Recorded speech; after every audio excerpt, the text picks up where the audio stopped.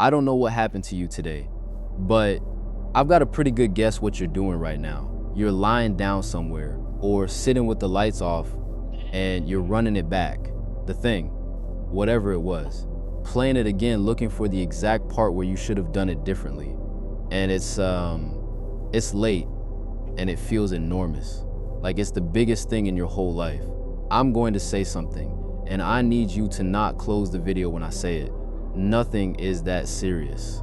I know how that sounds. If somebody has said that to me on my worst night, I'd have wanted to throw something at them. So let me actually explain what I mean, because I don't mean it the way it sounds. I'm not saying your thing doesn't matter. I'm not saying you're overreacting.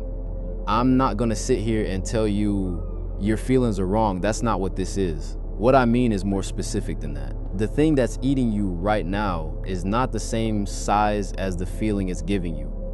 Those are two different sizes. And right now, at this hour, they've got mixed up. Tray something for me. Think about what was destroying you this time, last year, not last week. A year ago, most people can't do it. You actually have to sit there and dig for it.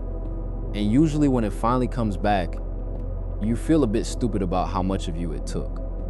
But here's the thing, that thing felt exactly like this one feels right now. Exactly the same.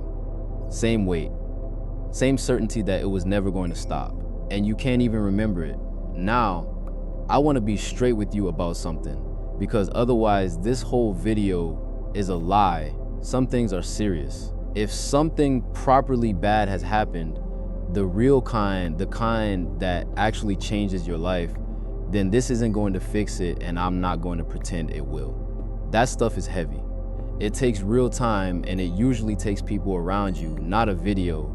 I'm talking about the other 90% of it. The argument, the message you sent, the thing you said at work that you've now replayed 40 times, the way somebody looked at you, the thing you're convinced everyone noticed.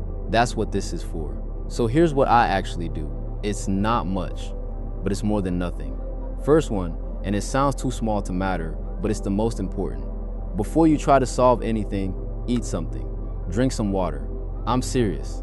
You've probably been running on almost nothing all day, and now you're trying to work out your entire life on an empty stomach at 1 in the morning. You're not going to get an accurate answer like that. Nobody would. Second thing, and this one actually helps. I use it a lot. Write down what happened. Just what actually happened in 1 or 2 sentences. The facts. What a camera would have seen.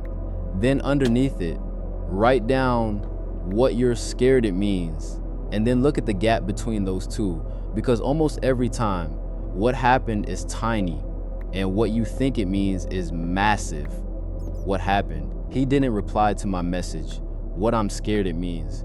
Nobody actually likes me, and this is how I'm always going to be. Those are not the same size. And you've been carrying the second one around all evening like it was a fact. Third, don't decide anything tonight. Not one thing. Don't send the message. Don't quit. Don't have the big conversation. Don't make any calls about your future. Everything you decide after midnight gets decided by the tired version of you, and that guy is not qualified. He's not thinking straight, and worse, he has no idea that he isn't. Whatever it is, it'll still be there in the morning, and in the morning it'll be about 40% smaller. That's not me being nice. That's just what actually happens.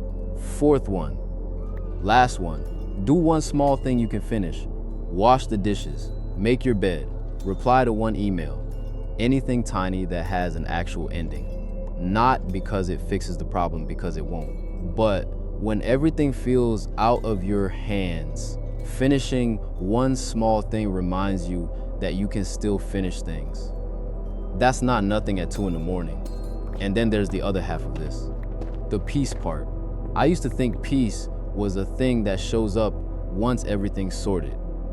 Like, once the problems are gone, then I'll finally be calm. That's not how it works. Took me way too long to find that out. Peace doesn't arrive. It's a load of small decisions to not pick something up, because a lot of what's eating you, not all of it, but a lot, It's stuff you volunteered for, the argument you could just not have, the comment you don't have to reply to, the person you don't have to convince, the thing you keep bringing up in your own head so you can win a fight that finished 2 weeks ago. You can just put it down, not forgive it, not resolve it, not sort it out. Just decide you're not carrying it today. That's all choosing peace actually is. It's not a mood you get into. It's a decision you make about 40 times a day, and almost all of them are small enough that nobody would notice you making them look. I don't know what's going on with you. I genuinely don't. But I know you've had nights like this before, and I know that every single time you were completely sure that this was the one you weren't coming back from. And here you are, watching some guy play Minecraft at 2 in the morning, still here. You've got 100% record of getting through your worst days. That's a perfect record. Nobody's got a better one than that. So it's probably not that serious. And if it is, you'll handle it. Because you always have anyway. I record these at night, which is probably obvious. It's almost 2 here. If this helped even a bit, subscribe. Takes a second, helps more than you think. And if you want to, tell me what you're carrying tonight. You don't have to be specific. Just get it out of your head and put it somewhere else for a minute. I read all of them, usually around this exact time. Get some sleep. Good night.